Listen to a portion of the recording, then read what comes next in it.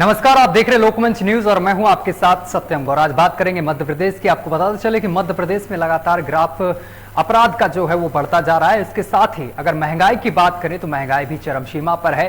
तेल सब्जी से लेकर पेट्रोल डीजल के दाम लगातार बढ़ते जा रहे हैं, जिससे आम जनता नाराज नजर आ रही है सरकार से। इसके साथ ही आपको ये भी बताते चले कि अपराध जो है, जिस तरीके से सरकार आई और अपराध को लेकर बड़े बड़े दावे किए गए, वो भी विफल साबित होते दिखाई दे रहे हैं, जिसको लेकर खासी नाराज यहां पर जनता दिखाई दे रही है और जनता में खासा आक्रोश भी देखने को मिल रहा है। इसके साथ ही आज हम ये समझने की कोशिश करेंगे कि मध्य प्रदेश में अपराध का ग्राफ किस सीमा तक पहुंच गया है, कितना ग्राफ बढ़ गया है, और इसको लेकर यह भी जानने की कोशिश करेंगे कि अपराध पर लगाम किस तरीके से भोपाल की पुलिस लगा रही है, क्योंकि लगातार अपराध बढ़ रहा है। लोगों आए दिन वहां पर लूट और हत्या के मामले लगातार सामने निकल कर आ रहे हैं, लेकिन इन मामलों से निपटने के लिए यहां पर जो पुलिस है, जिसके कंधों पर बड़ी जिम्मेदारियां दी गई हैं, वो कैसे अपराधियों से निपट रही है, इन सभी चीजों पर आज हम चर्चा करेंगे। इसके साथ ही आपको हम ये भी बताते चले कि आज हमारे साथ कई मेहमान जुड़ेंगे, जिनसे हम कई सवाल करेंगे और जानने की कोशिश करेंगे कि मध्य प्रदेश में क्या कुछ स्थिति बनी हुई है, मध्य प्रदेश के भोपाल में क्या कुछ स्थिति बनी हुई है। इसके साथ ये भी जानेंगे महंगाई किस सीमा तक पहुंच गई है। तो सीधा हम अपने मेहमानों का रुख कर लेते हैं। आज हम आपको बताते चले कि हमारे साथ विजय खत्री, पुलिस अधीक्षक, हमारे साथ जुड़ रहे हैं भोपाल से। सर, बहुत बहुत स्वागत है आपका लोकमंच पर। नमस्कार जी। और हमारे साथ रियाजुद्दीन, अधिवक्ता, हाईकोर्ट से हमारे साथ जुड़ गए हैं। सर, बहुत बहुत स्वागत है आपका भी लोकमंच पर। और इसके साथ ही हमारे साथ शफीक खान, हमारे साथ भोपाल से हमारे संवाददाता जुड़ गए हैं। सबसे पहले शफीक का रुख करेंगे, क्योंकि भोपाल का समीकरण जानना बेहद जरूरी है। भोपाल और मध्य प्रदेश में क्या कुछ अभी चल रहा है। शफीक, अगर क्राइम की बात की जाए तो क्राइम किस तरीके से यहाँ पर देखने को मिल रहा है, क्योंकि लगातार यहाँ पर तरह तरह की घटनाएं हो रही हैं, लूट मार, हत्या की और दुष्कर्म के मामले लगातार सामने निकल कर आ रहे हैं।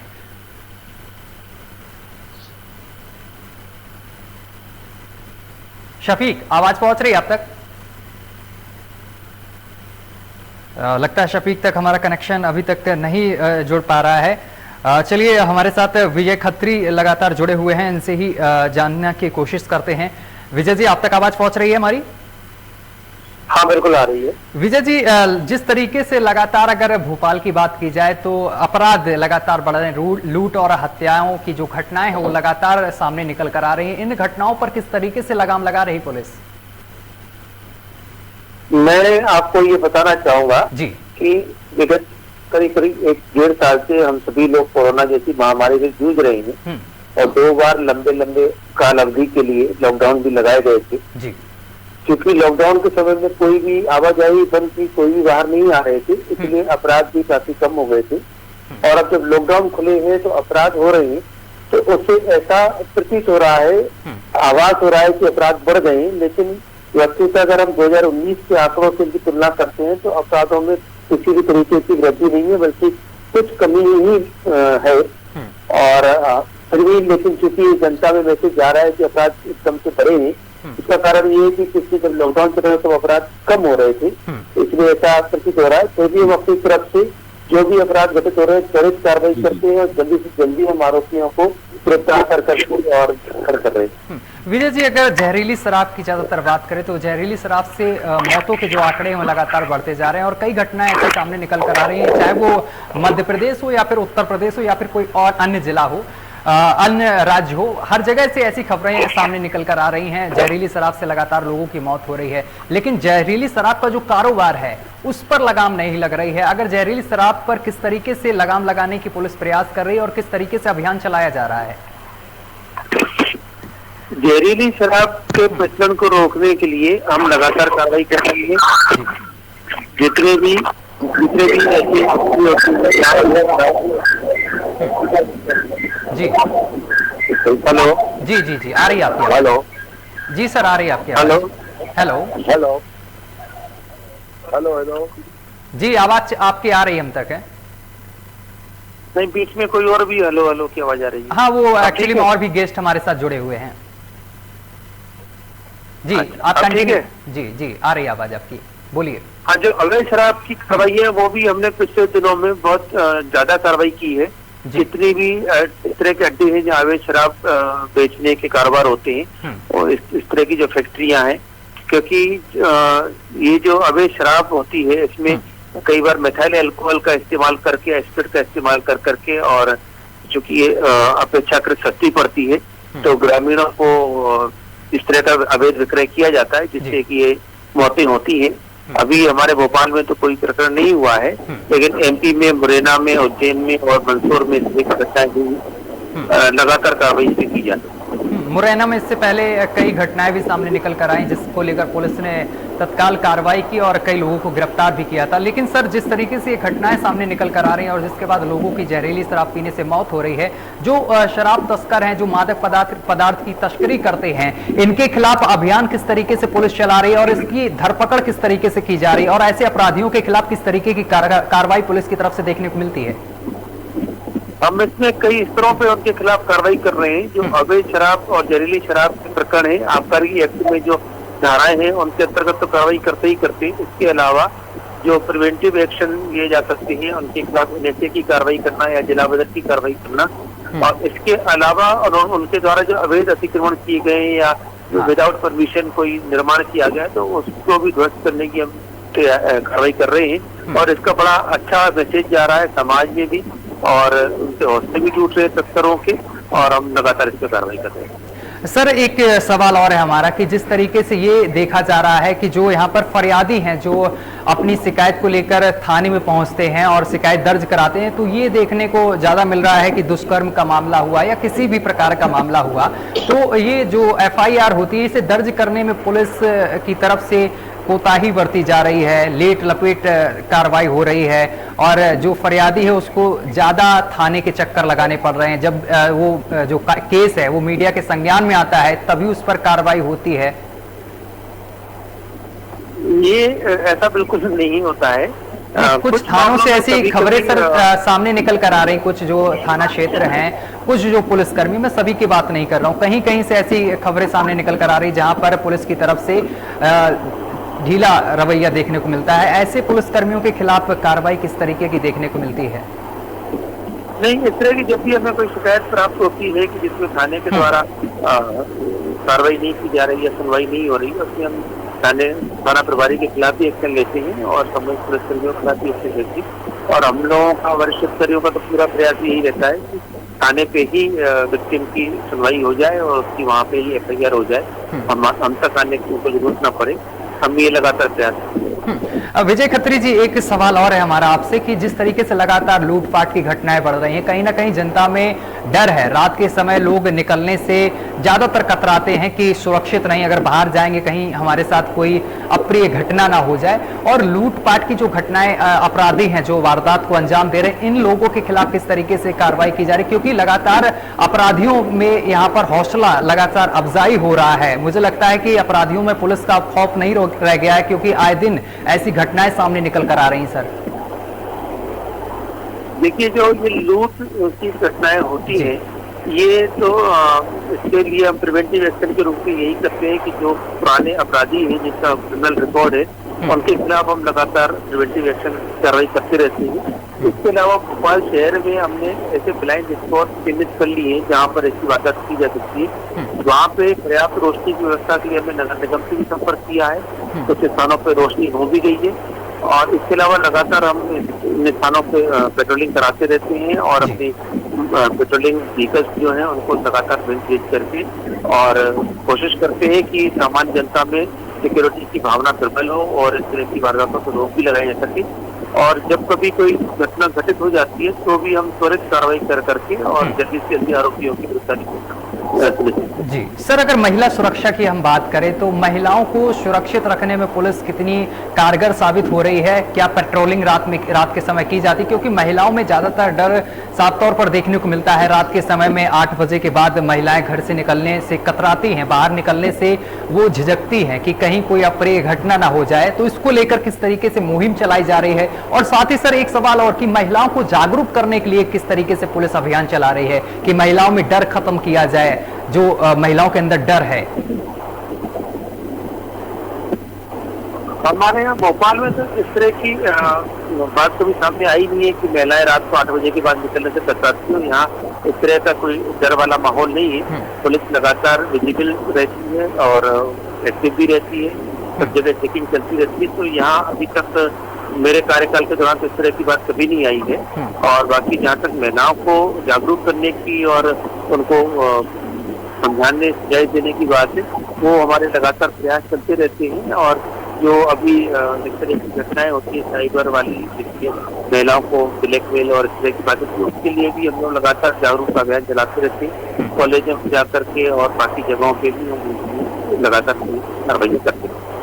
सर, आपके कार्यकाल की, जैसे कि हमने जो वहां पर जमीनी हकीकत जानी है कि जब से आपने वहां का कार्यकाल संभाला है, तो जनता से जब मैंने बात की इस पूरे मामले को लेकर, हमारे रिपोर्टर्स ने बात की, तो उन्होंने काफी आपकी तारीफ की है कि जो क्राइम के मामले में अगर सर की बात की जाए, तो जब से सर वहां पर पहुंचे हैं विजय खत्री जी, तो कहीं ना कहीं क्राइम कम हुआ है। और जिस तरीके से सुनवाई की बात होती है, तो ये जो थाना है वहां पर लोगों की सुनवाई समय से होती है। अब पुलिस महकमा ज्यादा चौकन्ना हो गया है, क्या कहेंगे इसके बारे में? इसके लिए तो मैं आपको धन्यवाद ही देंगे कि आपने इस चीज को महसूस किया है, क्योंकि मीडिया से अक्सर ही हमें नेगेटिव रिपोर्टिंग ज्यादा मिलती है। और हम अपनी तरफ से पूरा प्रयास कर रहे हैं और आगे भी करते रहेंगे कि हम चूंकि जनता को रिलीफ देने के लिए, उनके प्रोटेक्शन के लिए ही तैनात है, तो हम यही अपना जारी रखेंगे। सर, हमारे साथ आप बने रहिए। और हमारे साथ हाईकोर्ट के वकील भी जुड़े हुए हैं, उनका रुख कर देते हैं। अधिवक्ता है हमारे साथ रियाजुद्दीन। सर, जिस तरीके से ये आपराधिक घटनाएं सामने निकल कर आती हैं, चाहे वो दुष्कर्म की घटनाएं हों, तो इस पर पुलिस तो नकेल लगा रही है, लगातार अपराध को कम कर रही है। तो आप इस चीज को किस तरीके से देखते हैं, आपके पास जब ये मामले पहुंचते हैं? ज्यादातर मामले जो है जितने भी ऑनलाइन मामले हैं उससे क्रिएट होते हैं। आज की तारीख में सोशल साइट्स चल रही हैं, इसमें नाबालिग बच्चे जो है वो उसका ज्यादा इस्तेमाल कर रहे हैं। और वो जब आप परिपक्व रूप में किसी से संबंध बनाते हैं या रिलेशन बना लेते हैं, तो वो जाके कहीं ना कहीं एक गलत तरीका से बढ़ते हैं। और फिर कुछ लोग जो परिपक्व होते हैं, बड़े होते हैं और आपराधिक मानसिकता के लोग होते हैं, तो वो ऐसे जो अपरिपक्व बच्चे होते हैं उनको ज्यादातर अपने जाल में फंसा लेते हैं, उनको कहीं ना कहीं ब्लैकमेल करते हैं और ब्लैकमेल करके उसके क्राइम ज्यादा हो रहे हैं आज की तारीख में। मैंने ज्यादातर जो अभी हमारे पास पासपोर्ट से रिलेटेड जो मामले आ रहे हैं वो ज्यादातर साइबर सेल से जुड़े मामले हैं। सोशल साइट से दोस्ती होने के बाद उन्होंने उनको दल्लोपन दिया, अपने साथ रिलेशन बनाने के लिए बोला, उससे तरह तरह की बातें, उससे क्राइम ज्यादा बढ़ रहा है। और मेरा आज ये मानना है कि सोशल साइट के ऊपर सख्ती से कार्रवाई होना चाहिए कि 18 साल से कम उम्र के जो भी बच्चे हैं, वो व्हाट्सएप हुआ या आपका फेसबुक हुआ और खासतौर पर इंस्टाग्राम, इस टाइम सबसे ज्यादा क्राइम अगर कुछ हो रहा है तो इंस्टाग्राम से हो रहा है, तो इन पर रोक लगना चाहिए। 18 साल से कम के बच्चों के ऊपर किसी तरह का रजिस्ट्रेशन नहीं हो, उसके लिए कुछ ऐसी पॉलिसीज आना चाहिए कि बिना परिचय के उसमें उनका अकाउंट ही ना खुले। वो अकाउंट नहीं खुलेगा तो मेरे हिसाब से ये जो यौन से संबंधित अपराध जो भी है उन पर बहुत अंकुश लगेगा।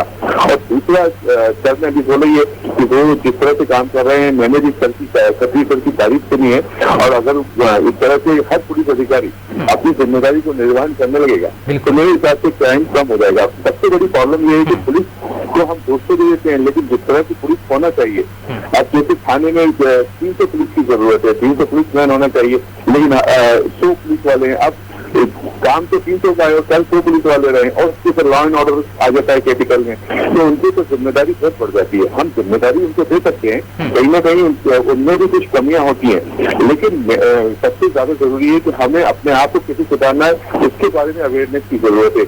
हमको अपने बच्चों को, जो छोटे छोटे बच्चे हैं उनको सोशल साइट इस्तेमाल करने अगर दे भी रहे हैं तो उनको हमें समझाना चाहिए और उनकी साइट को चेक करना चाहिए। समय समय पर हमें ये देखना चाहिए कि वो किससे दोस्ती कर रहे हैं, किससे बात कर रहे हैं। अपने यूट्यूब पे या कहीं जाकर के वो कहीं अश्लील चीजों को देखने नहीं लगे, या जो आपत्तिजनक रखती हैं उस कंटेंट पे तो नहीं चले गए, कहीं कोई प्रलोभन तो नहीं गया। और हमें अपने बच्चों को दोस्त बनाना पड़ेगा। इनकेस अगर उनके साथ इस तरह की कोई बात होती है तो वो इनिशियल स्थिति अगर अपने माता पिता या अपने बड़े भाइयों को प्रॉब्लम को बताएंगे तो वो प्रॉब्लम सॉल्व हो जाती है और वो ब्रेक न होने से या उनके जीवन को किसी तरह का खतरा उत्पन्न होने से पहले ही समस्या का समाधान हो सकता है। बिल्कुल। विजय जी, जिस तरीके से सर ने बताया कि साइबर क्राइम की घटनाएं ज्यादा बढ़ रही हैं, फेसबुक और इंस्टाग्राम से दोस्ती करके फिर शारीरिक संबंध बनाने के बाद यहाँ पर कई घटनाएं सामने निकल कर आती हैं, जैसे कि उन्होंने बताया पास्को एक्ट की जो भी घटनाएं हैं वो फेसबुक के माध्यम से ज्यादा सामने निकल कर आ रही। तो इससे निपटने के लिए किस तरीके से टीम काम कर रही है? जैसा शिक्षा ने बताया, बिल्कुल सही बात है। छोटे छोटे बच्चों को वो लोग सोशल मीडिया पे अपने फर्जी नाम वाम बता करके उसको बताते हैं और ब्लैकमेल भी करते हैं। देखिए, जब भी कोई चीज हमारे संज्ञान जाती है तो हम उसको तत्काल कार्रवाई करते हैं। और जहाँ तक इन साइटों पे बच्चों का रजिस्ट्रेशन नहीं हो सकती, और ये तो हमारा कार्य क्षेत्र नहीं है, ये सेंट्रल गवर्नमेंट को करना होगा। जी जी। बाकी हम हमारे यहाँ जो भी हमारे पास सामने आते हैं उसमें हम जरूर ही कार्रवाई करते हैं और ये सुनिश्चित भी करते हैं कि किसी भी थाने से इस तरह के किसी भी मामले को छिपाया न जाए, दबाया न जाए, और हर एक मामले में हम कार्रवाई जरूर करते हैं। रियाजुद्दीन, जो मामले ज्यादातर सामने सर आते हैं जो रेप से संबंधित, दुष्कर्म से संबंधित होते हैं, उसमें ज्यादातर जो पीड़ित के करीबी ज्यादातर माने जाते हैं कि वो लोग इस घटना को ज्यादा अंजाम देते हैं कहीं ना कहीं। जहाँ नाबालिग का मामला होता है वहाँ पर ज्यादातर करीबी, पड़ोसी, किराएदार, मकान मालिक वो ज्यादा होते हैं। ये मैं आपकी बात को मान रहा हूँ। लेकिन जहाँ पर माता पिता ही घर में नहीं है, वो बाहर चले जाते हैं, बच्चे को अकेला छोड़ दिया, अब वो बच्चा अकेला है घर में, अगर उसको केयर टेकर है तो कई वक्त वो उसका शोषण कर लेता है, कहीं वहाँ प्रॉब्लम क्रिएट हो जाती है। तो सबसे बड़ी चीज ये है कि हमें सबसे पहले इस बात को देखना चाहिए कि अगर आज की तारीख में ज्यादातर पति पत्नी अपने काम में है तो दोनों अपने काम पर चले जाते हैं, बच्चा अकेला रहता है, तो वो पीरियड में क्या कर रहा है इस बारे में खासतौर से ख्याल रखना चाहिए। वीडियो कॉलिंग करके उससे बात करें, उसको घर में देखें क्या कर रही है, कहाँ है, क्या करना चाहता है, उसको मतलब अपने साथ दोस्त बना के रखें तो वो कर सकते हैं। लेकिन आज की तारीख में अपनी जीवन शैली को इतना हम लोगों ने बदल दिया है कि हम सिर्फ अपने आप को भौतिक सुविधा के लिए बिल्कुल झोंक दिया है। मेरा ऐसा मानना है। तो उनको क्या प्रॉब्लम हो रही है कि बच्चों को हम सही तरबियत नहीं दे पा रहे हैं, उनको हम सही तरीके से शिक्षा नहीं दे पा रहे हैं। जो हमारी संस्कृति है उसका हम सही तरीके से बचाव नहीं कर पा रहे हैं, मेरा ये मानना है। उस वजह से ज्यादा प्रॉब्लम हो रही है। एक वक्त था कि हम ज्यादातर संयुक्त परिवार में रहते थे तो इस तरह की प्रॉब्लम बहुत कम हुआ करती थी, क्योंकि कोई कभी दादा घर में, चाचा घर में, बड़े पिताजी घर में, चाचा घर में, बुआ घर में, तो उस वक्त प्रॉब्लम कम होती थी। आज की तारीख में हम लोग एकल परिवार के रूप में रहने लगे हैं तो वहाँ पे ज्यादा प्रॉब्लम क्रिएट हो रही है। और मेरा ये मानना है कि अगर हम अपने बच्चे को किसी के भरोसे छोड़ के जा रहे हैं तो पूरी तरह से उसको भरोसा ना करें। कभी कभी आके हम चेक करें, हम उसको बच्चे को अकेले में उससे पूछें कि वो सही है कि नहीं है, और थोड़ा सा भी उसे अनकॉन्शियस समझे या उसको असहज महसूस करें तो उससे सबसे पहले हमें एक दोस्त की तरह ये जानने की कोशिश करना चाहिए कि उसको क्या समस्या उत्पन्न हो गई।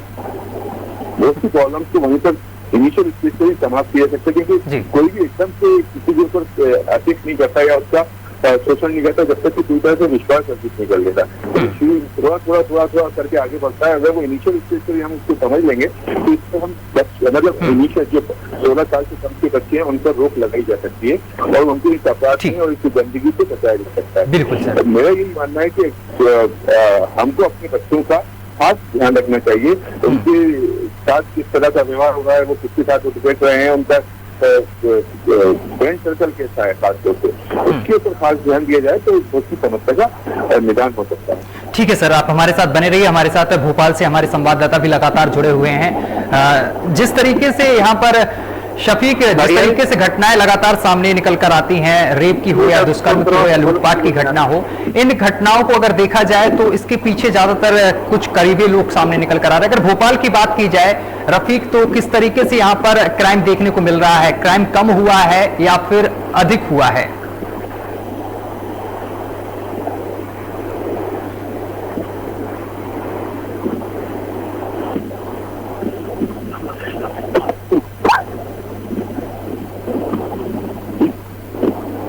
चलिए, शफीक की आवाज हम तक नहीं आ पा रही है, तो विजय जी हमारे साथ लगातार जुड़े हुए हैं। विजय सर, जिस तरीके से सर ने बताया कि ज्यादातर दुष्कर्म के मामले हो या फिर कोई अन्य मामला हो, इसमें ज्यादातर करीबी लोग ज्यादा होते हैं, तो किस तरीके से बच्चों को यहाँ पर गाइड करना चाहिए माता पिता को?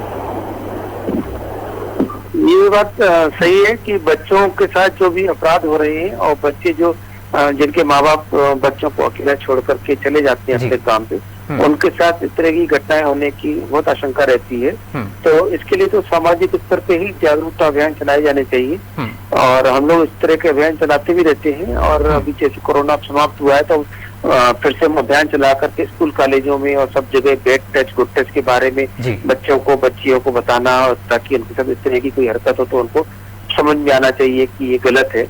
और पेरेंट्स के लिए भी हमारा यही मानना है कि उनको इस तरह से अपने अगर बच्चों को छोड़ के जा रहे हैं तो उनको काफी अलर्ट रहना चाहिए, क्योंकि समय अब इस तरह का हो रहा है कि इस तरह के बहुत मामले आ रहे हैं जिसमें पड़ोसी करीबी रिश्तेदार बच्चियों के साथ इस तरह की हरकत कर रहे हैं। तो इसमें निश्चित ही जागरूकता अभियान चलाए जाने की आवश्यकता है। सर, एक सवाल और है कि जिस तरीके से लूटपाट की घटनाएं सामने निकल कर आ रही हैं, चोरी की घटनाएं होती हैं, तो इन घटनाओं पर नकेल कसने के लिए किस तरीके से पुलिस काम कर रही है, किस तरीके से टीम कोई गठित की गई है इस तरीके के अपराधियों के लिए कि ज्यादा ये घटनाएं सामने ना निकल कर आए?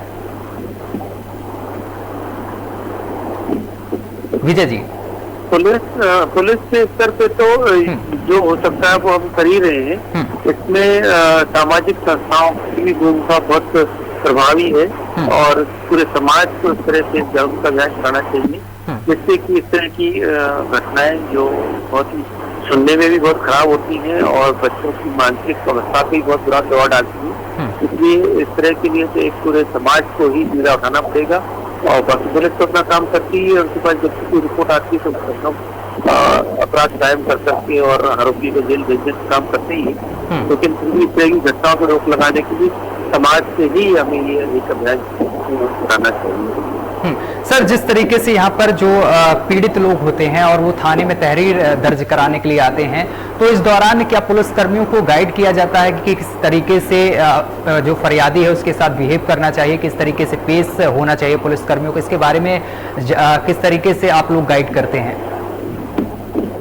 इसके लिए हम लोग समय समय पर अपने पुलिस कर्मियों के मध्य संवेदनशीलता बढ़ाने के लिए प्रयास करते रहते हैं और अभियान चला करके उनके हम प्रशिक्षण भी करते रहते हैं, जिससे कि वो इस तरह की जो पुलिस की छवि खराब होने वाली चीज है उससे थोड़ा सा सुधार हो सके, और ये हम लगातार करते हैं।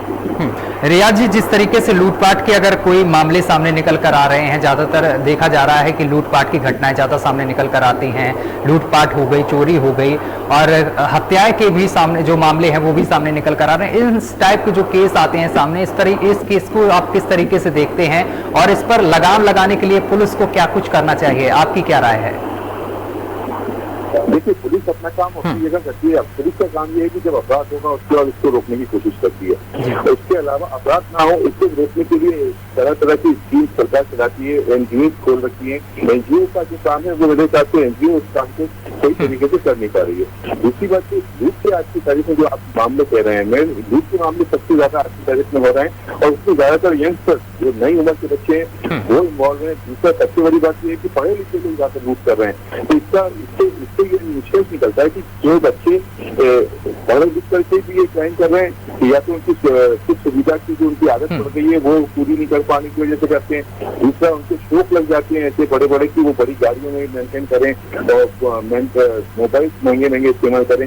उस शौक में वो जो अपने से बहुत अच्छे बड़ी लोग होते हैं सबके समाज के, मतलब जिनके पास सब चीजें हैं, उनकी बराबरी करने की कोशिश में भी ज्यादातर लूट और परिस्थितियां हो रही हैं। और सबसे बड़ी बात यह है कि वो पढ़े लिखे होने के बाद जब उनको जॉब नहीं मिलता है, बेरोजगार रहते हैं, तो उसकी वजह से भी क्राइम होता है। एक सबसे बड़ी समस्या जो पढ़े लिखे लोगों के साथ है कि एक समय के बाद उनके माता पिता भी उनको कहीं ना कहीं उलाहना देने लगते हैं, तो वो क्राइम की तरफ बढ़ जाते हैं। और छोटे बच्चे क्यों हैं जिनके कारण लूट की जाती है, तो उनको भी इस तरह के कुछ शौक दिखते हैं। कोई उनके साथी संपन्न साथी जो स्कूल में आ रहे हैं, उनके पास बड़ी बड़ी चीजें हैं, क्योंकि आज की तारीख में हर माँ बाप अपने बच्चों को अच्छा एजुकेशन देने की कोशिश कर रहे हैं और उन्हें अच्छे से अच्छे स्कूल में भेजते हैं। तो जो मध्यम वर्गीय और निम्न मध्यम वर्गीय लोग होते हैं वो आज की तारीख में जब से लॉकडाउन लगा है, तो इसके बाद जो है अपने जीवन को चलाना मुश्किल हो रहा है। तो उनको इस तरह की चीजों की जो सुविधाएं हैं उनको पूरा करने में कहीं ना कहीं वो पीछे हो जाते हैं। और उनके दोस्तों के पास बहुत अच्छी अच्छी बाइक्स हैं, गाड़ियां हैं, तो उनकी बराबरी करने के लिए कहीं ना कहीं वो गलत रास्ते से चले जाते हैं। तो ये भी क्राइम की वजह इसका सबसे बड़ा मेरे को वजह लगती है वो है नशा। मेरे भोपाल में सबसे बड़ा जो प्रॉब्लम मैंने देखी है कि आपकी रहा है जिसे हुक्का लाउंज के नाम पर सबसे ज्यादा इस्तेमाल किया जा रहा है। सबसे ज्यादा हुक्का लाउंज जो है उसका पुलिस को मॉनिटरिंग की जाना चाहिए, क्योंकि वहां पर तो किसी तरह की गाइडलाइन की जरूरत मुझे नहीं लगता कि है। नाबालिग बच्चों की एंट्री होना नहीं चाहिए। मैं ज्यादातर जगह देखता हूँ कि हुक्का लाउंज में 18 साल से कम के बच्चे ही इसके बाद सेवन करते हुए पाए जाते हैं। 2-3 जगह हम लोगों ने दबिश भी की है, कोशिश भी करी है, लेकिन क्योंकि वो लोग तो पावरफुल होते हैं हुक्का लाउंज वाले, तो हम जैसे लोगों से जिनके पास कोई किसी तरह के साधन नहीं है और कोई उपयोग नहीं है, तो वहाँ पर हम लोगों की चल नहीं पाती, और वो कहीं ना कहीं आपराधिक प्रवृत्ति के लोगों से जुड़े हुए भी लोग होते हैं और उनके पास बाउंसर्स भी होते हैं, तो नहीं लगा पाते। इसके अगर इसके ऊपर पुलिस महकमा सही तरीके से काम करे तो बहुत सी बच्चों की जिंदगी सही हो सकती है, जो सूखे नशे की तरफ बहुत तेजी से बढ़ रहे हैं। एनडीपीएस से रिलेटेड क्राइम भी बहुत बढ़ रहे हैं इस वजह से। तो जिस तरह से अभी हम बॉम्बे में देख रहे हैं कितनी अच्छा काम एनसीबी कर रही है, मैं उम्मीद करता हूँ खतरी साहब से कि हमारे भोपाल शहर में भी कुछ इस तरह की मुहिम चला करके भोपाल को नशे से मुक्त कराएं, तो बहुत से क्राइम्स को रोक लगेगी और वो एक मिसाल बनेगी। और मैं तो उनको जिस तरह से वो बात कर रहे हैं तो मुझे बहुत अच्छा लग रहा है, और मुझे लगता है कि वो अगर चाहेंगे तो इस तरह की क्राइम्स को भी वो रोकने की कोशिश कर सकते हैं। विजय जी, लगातार एक चीज और देखने को मिली है कि जो असलाह है, अवैध हथियार, इनका कारोबार ज्यादातर देखने को मिल रहा है, और ऐसे अपराधियों के खिलाफ किस तरीके से कार्रवाई की जा रही है, उसके साथ ही जो ये लोग हथियार बनाते हैं इसके लिए कोई टीम गठित की गई है धरपकड़ के लिए। विजय जी आवाज पहुंच रही है आप तक?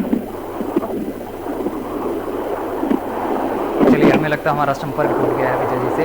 हमारे साथ लगातार रियाजुद्दीन जुड़े हुए हैं। रियाजुद्दीन, जिस तरीके से ये तस्वीरें सामने निकल कर आती हैं जिसमें ये देखने को मिलता है कि लोग यहाँ पर हथियारों का कारोबार करते हैं, यानी कि अवैध असलाह का फैक्ट्री कई जगह पकड़ी जाती हैं, इस पर लगाम लगाने के लिए पुलिस को किस तरीके से कार्रवाई करनी चाहिए?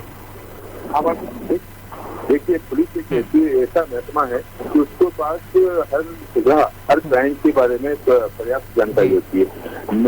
लोग आप कहते हैं कि भोपाल शहर में जगह जगह चेकिंग होती है, हर जगह अपराध को रोकने की कोशिश की जाती है, तो फिर वो जो हथियार लेकर के आ रहे हैं या किसी तरह के ड्रग्स लेकर के आ रहे हैं, वो इतनी सारी सुरक्षा को देख करके अपने आगे से निकल आते हैं और शहर में कहीं बीच शहर में किसी घर में या कहीं पर आपको मिलते हैं। वो हथियार कहीं ना कहीं से तो आ रहे हैं, तो वो जो आने के रास्ता है, कहाँ से आया है, कैसे आया है, इसके बारे में विस्तृत रूप से जो भी अपराधी पकड़ाता है उसको जांच करना चाहिए, और किस क्षेत्र से आया है, जहाँ से आया है, वहाँ के जिम्मेदार पुलिस अधिकारी या जो जिसकी भी जिम्मेदारी हो उसको कहीं ना कहीं उसको वार्निंग दी जानी चाहिए। मैं ये नहीं कह सकता कि उनको हटाया जाए, क्योंकि मेरी नजर में मेरा ये जो आकलन है, मेरा ये कहना है कि भोपाल में जैसे 1000 पुलिस की जरूरत है, तो इस टाइम वर्तमान में 300 पुलिस काम कर रही है, तो 700 पुलिस की कमी अपने आप में कहीं ना कहीं क्राइम को रोकने में अपने आप को अक्षम डाली करती है। उसके बाद अगर पुलिस काम कर रही है तो मैं उससे समझता हूँ वो बेहतर काम कर रही है। मैं कहीं से भी उनका मॉरल नहीं गिराना चाहता, लेकिन मुझे ये लगता है कि कहीं ना कहीं ये जो एक थाने से दूसरे थाने या तीसरे थाने तक कोई अपराधी पहुंचता है या वो हथियार लेके चला जाता है, तो कहीं ना कहीं किसी की जिम्मेदारी इसमें तय होना चाहिए, ताकि अगर एक बार जिम्मेदारी तय होने लगेगी तो अधिकारी कर्मचारी सबको इस बात का दबाव देगा। ठीक है सर, तो हमारे साथ जुड़ने के लिए और तमाम जानकारी साझा करने के लिए बहुत बहुत शुक्रिया आपका, और विजय खत्री जी आपका भी बहुत बहुत शुक्रिया हमारे साथ जुड़ने के लिए और तमाम बातचीत करने के लिए। तो अपराध को लेकर हम बातचीत कर रहे थे कि मध्य प्रदेश में किस स्तर पर अपराध पहुंचा है और किस तरीके से पुलिस वहां पर कार्रवाई कर रही है, आपराधिक घटनाओं पर किस तरीके से लगाम पुलिस लगा रही है। फिलहाल मेरे साथ अभी के लिए बस इतना ही। देश दुनिया की तमाम खबरें देखने के लिए देखते रहिए लोकमंच न्यूज।